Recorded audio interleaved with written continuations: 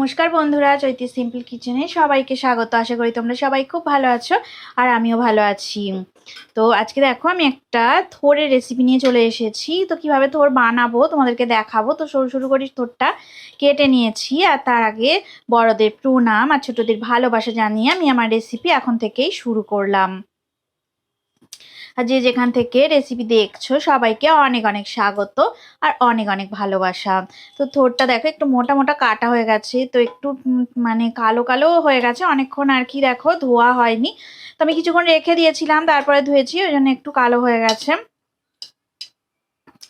তো দেখো এই যে অনেকটাই থোড় আমি দেখো নিয়ে নিয়েছি। তো দেখো এই কুকারের মধ্যে আমি থোড় দিয়ে দিয়েছি, আর একটু সামান্য দেখো হলুদ গুঁড়ো আমি এর মধ্যে দিয়ে দিচ্ছি, আর একটু নুন দিয়ে দেব, 1 চামচের মতো একটু নুন দিয়ে দেব। তো কিছুক্ষণ একটু মাখিয়ে নেব আর তারপরেই রান্নাটা করব। তো ভালো করে দেখো আমি মাখিয়ে জলটা বার করে নিই, তারপরে কুকারটা আমি চেপে দেব আর একটা সিটি দিয়ে সিদ্ধ করে নেব। তো চলো ভালো করে আমি হাতের সাহায্যে মাখিয়ে নিচ্ছি, আর এর থেকে যে জলটা বেরোবে তো সেই জলটা দিয়েই এটা সিটি হয়ে যাবে। একদম লো ফ্লেমে রেখে আমি সিদ্ধ করব, আর সামান্য একটুখানি অল্প করে জল দিয়ে দেব। তো ভালো করে চলো মাখিয়ে নিই। এইভাবে 5 মিনিট আমি ভালো করে দেখো থোড়টা মাখিয়ে নেব, তারপরেই আসল রান্নাতে আমি চলে যাবো। আর করে ভালো করে সিটি দিয়ে নেব, 1 থেকে 2টো সিটি দিয়ে নিলেই জল মানে সিদ্ধ হয়ে যাবে। অনেকটা দেখো জল বেরিয়ে এসেছে। আমি 2 থেকে 3 মিনিট ভালো করে মেখে নিলাম। এবারে আমি কুকারে চেপে দিয়ে 1টা কি 2টো সিটি দিয়ে আমি নামিয়ে নেব।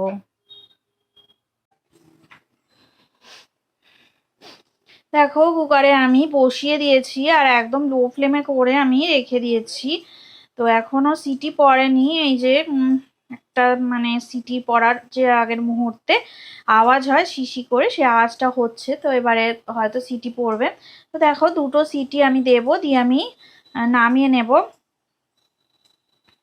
আর আমি একটু সামান্য জল দিয়েছি, মানে 1/2 কাপের মতো জল আমি দিয়েছি, দিয়ে আর তারপরে বসিয়ে দিয়েছি।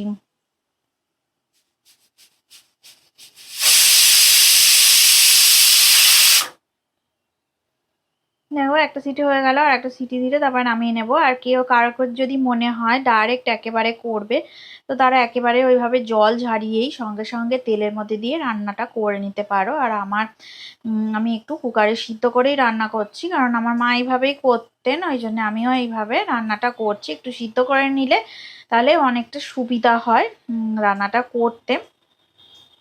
তো তোমরা স্কিপ করো না ভিডিওটা, দেখো প্রথম থেকে শেষ পর্যন্ত। আশা করি তোমাদের ভালো লাগবে এই রেসিপিটা।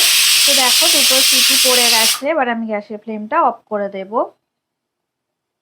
তো দেখো কড়াটা বসিয়ে দিয়েছি আমি, তো মিডিয়াম ফ্লেমে রেখে কড়া বসিয়ে রেখে দিয়েছি। আর এতে একটু মানে সকালবেলা ব্রেকফাস্ট করেছিলাম, তাই জন্য দেখো একটু মানে চারিদিকটা একটু কালো কালো হয়ে আছে। তো কালো জিরে দিয়ে দিলাম, তেলটা বেশ গরম হয়ে গেছে।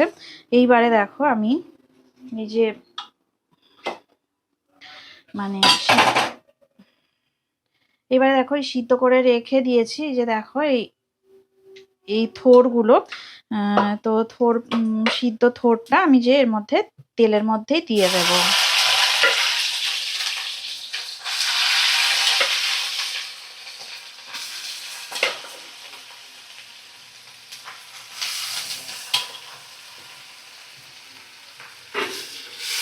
তো প্রেসার কুকার থেকে সমস্ত থোড়ই আমি দিয়ে দিলাম। তো 2টো সিটি দিয়ে আমি সিদ্ধ করে রেখে দিয়েছিলাম, তো সেই সবটাই আমি কুকার থেকে দিয়ে দিলাম। তো দেখো আমি 2টো সিটি দিয়েছিলাম, আর দেখো সামান্য একটু জল দিয়েছিলাম, আর দেখো কুকারের তলায় একদম লেগে যায়নি, পুরো শুকিয়ে শুকিয়ে গিয়েছে, একদম সমান সমান মাপের জল হয়েছিল দেওয়া।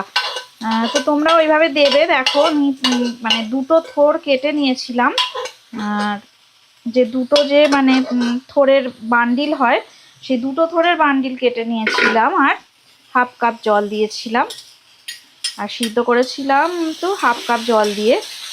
তো একদমই দেখো তলায় লেগেও যায়নি আর পুড়েও যায়নি, তো খুবই সুন্দর সিদ্ধ হয়েছিল। আর এইটা দেখো সম্পূর্ণ একটা নিরামিষ আমি রেসিপি তোমাদের সঙ্গে শেয়ার করছি আজকে। তো একদম নতুন, মানে নতুন না, মানে অনেকে হয়তো করেছো এই রেসিপিটা। তো দারুণ রেসিপি, খেতে খুবই ভালো লাগবে, ভাত রুটি সব কিছুর সাথে দারুণ জমে যাবে। আর ডাল দিয়েও খেতে দারুণ লাগে। আজকে একদম নিরামিষ রেসিপি বানাচ্ছি, তো নিরামিষ দিনে তোমরা অবশ্যই এই রেসিপিটা ট্রাই করতে পারো। তো আমি দেখো মিডিয়াম ফ্লেমে রেখে দিয়ে এইভাবে ভাজা ভাজা করে নিচ্ছি। তো একটু বেশি তেল লাগে, তো সর্ষের তেলেই রান্নাটা বেশি ভালো হয়। তো আমি দেখো মানে কালো জিরে ফোড়ন দিয়ে দিয়েছি, আর এতে একটু কাঁচা লঙ্কা এখনো দিইনি, কাঁচা লঙ্কা দিতে হবে। আর যেহেতু আমি নুন আর হলুদটা দিয়েছিলাম, তো হলুদ গুঁড়ো আর দেবো না। তো বুঝে, আর একটু বুঝে শুনে আমাকে নুনটা দিতে হবে আমার মনে হয়। আর একটু সামান্য নুন দিতে হবে, কারণ যেহেতু ভাতের সাথে আমরা খাবো। তো থোরটা বেশ মানে সিদ্ধ হয়ে গেছে, তাও আমি একটু নাড়াচাড়া করে নিচ্ছি। আর এবার দেখো আমি একটু কাঁচা লঙ্কা দিয়ে দেবো। তো তোমরা এই রেসিপিটা অবশ্যই বাড়িতে একবার হলেও ট্রাই করো, তো দারুণ খেতে লাগে, খুব সুন্দর লাগে, তো অবশ্যই ট্রাই করবে। তো একদম দেখো আমি এখন মিডিয়াম ফ্লেম থেকে লো ফ্লেমে করে দিয়েছি, যেহেতু কাঁচা লঙ্কাটা আমি একটু কেটে নিয়ে কুচি কুচি করে আমি দিচ্ছি। তো লো ফ্লেমে করে রেখে দিয়েছি।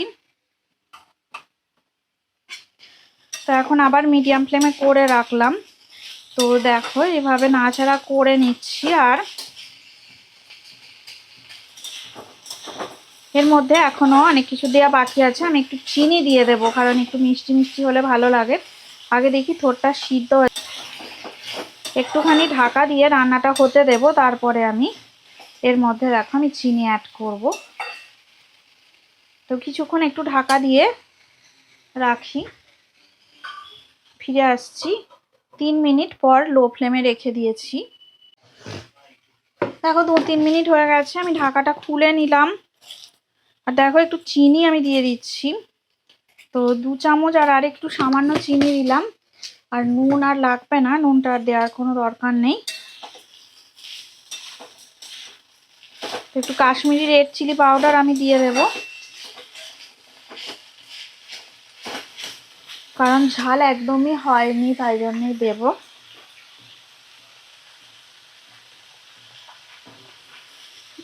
সামান্য একটুখানি দিয়ে দিলাম।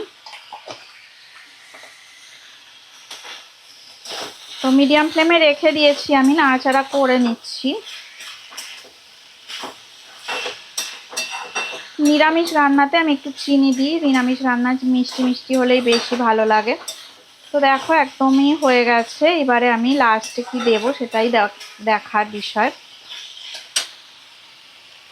দেখো একদম লো ফ্লেমে করে রেখে দিলাম। আর এখানে দেখো আমি সর্ষে আর পোস্ত একসাথে বেটে রেখে দিয়েছিলাম। 3 চামচ সর্ষে আর 3 চামচ পোস্ত আমি পুরোটাই বেটে নিয়েছিলাম, তো সবটাই আমি দেখো দিয়ে দিলাম। আর একটু জল দিয়ে বাটিটা ধুয়ে আমি জলটা পুরোটা দিয়ে দিলাম। এইবারে ফ্লেমটাকে আবার আমি দেখো হাই ফ্লেমে করে দিয়ে ভালো করে নাড়াচাড়া করে নেব। জলটা শুকানো পর্যন্ত আমাকে অপেক্ষা করতে হবে, নাড়াচাড়া করে নিয়ে তারপরে একদম জলটা যখন শুকিয়ে যাবে তখন আমি গ্যাসের ফ্লেমটা অফ করে দেব।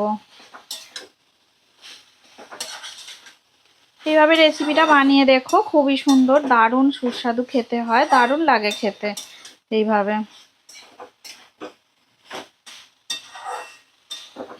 আর পোস্ত না দিয়ে শুধু সর্ষে দিয়ে করলেও খুব সুন্দর লাগে খেতে, সর্ষে দিয়ে করলেও দারুণ লাগে। আর উপর থেকে একটু কাঁচা সর্ষের তেল দিয়ে দেব, দিয়ে আমি গ্যাসের ফ্লেমটা অফ করে দেব। তো একদম শুকিয়ে না যাওয়া পর্যন্ত একটু অপেক্ষা করতে হবে, আর এইভাবে একটু নাড়াচাড়া করতে হবে।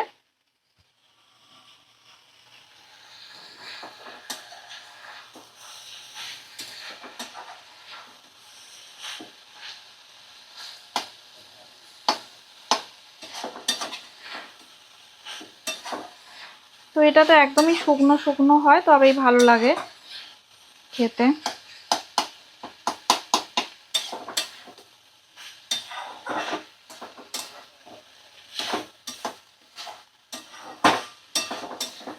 তো তো দেখো একদমই শুকিয়ে গেছে, আর জল শুকিয়ে গেছে, শুকনো হয়ে গেছে। এবার আমি দেখো উপর থেকে একটু সর্ষের তেল দিয়ে দেব।